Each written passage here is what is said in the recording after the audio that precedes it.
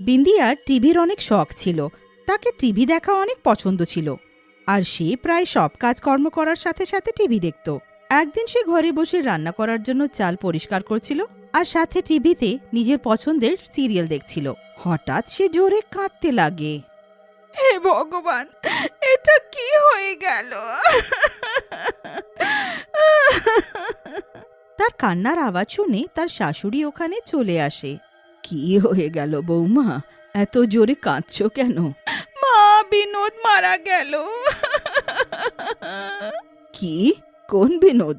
আরে মা, সেই রেখার পতি বিনোদ। বিন্দিয়ার শাশুড়ি এইসব শুনে কিছুই বুঝতে পারে না। তখনই তার নজর টিভির উপরে পড়ে। কি? বিন্দিয়া, তুই কি এই টিভি সিরিয়ালের কথা বলছিস? হ্যাঁ মা, আমি এটারই কথা বলছি। হায় রে ভগবান, বিন্দিয়া তুই তো ভয় দেখিয়ে দিলি। এবার অনেক হয়েছে, বন্ধ কর টিভিটা আর গিয়ে রান্না কর, রিঙ্কু এক্ষুনি আসবে। যেই তার শাশুড়ি এটা বলে, ওখানে তার প্রতি রিঙ্কু চলে আসে।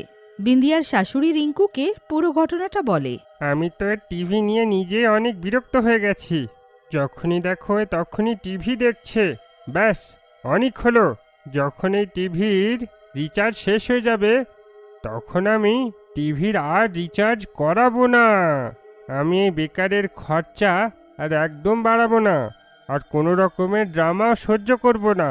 আরে, এটা তুমি কি বলছো? টিভি ছাড়া আমি সারাদিন ঘরে কি করব? না প্লিজ, এমন করো না। কিন্তু রিঙ্কু আর বিন্দিয়ার শাশুড়ি তার কোনো কথাই শোনে না, আর নিজের কাজে ব্যস্ত হয়ে যায়। পরের দিন টিভির রিচার্জ শেষ হয়ে যায়, আর কিছুক্ষণের মধ্যেই বিন্দিয়া হয়রান হয়ে যায়। রিঙ্কু অফিসে চলে যায়, আর তার শাশুড়ি নিজের ঘরে ঘুমোতে থাকে। এবার আমি কি করি? আমার কাছে তো করার জন্য কোনো কাজই নেই। মাও ঘুমোচ্ছে। একটা কাজ করি, কোথাও বাইরে ঘুরে আসি, বা পাশের ঘরের মিনার কাছে চলে যাই। সেও নিশ্চয়ই এখন আমার ফেভারিট সিরিয়াল দেখছে। বিন্দিয়া ঘর বন্ধ করে মিনার ঘরে চলে যায়, কিন্তু ও দেখে যে মিনার ঘরে তালা দেওয়া আছে। এবার সে বুঝতে পারছিল না যে সে কি করে। রেগে সে নিজের ঘরে ফিরে আসে। এত দূরে যাওয়া ব্যর্থ হয়ে গেল, আমি তো টিভিও দেখতে পেলাম না। এইভাবে কয়েকদিন পেরিয়ে যায়, কিন্তু রিঙ্কু টিভির রিচার্জ করায় না, যদিও বিন্দিয়া ওকে কয়েকবার রিচার্জ করতে বলে থাকে। রেগে বিন্দিয়া একদিন নিজের মায়ের ঘরে চলে যাওয়া ঠিক করে। এবার অনেক হয়েছে, এবার তো আমি যাবই। এবার যতক্ষণ রিঙ্কু টিভিতে রিচার্জ করাবে না, আমি ফিরে আসবই না।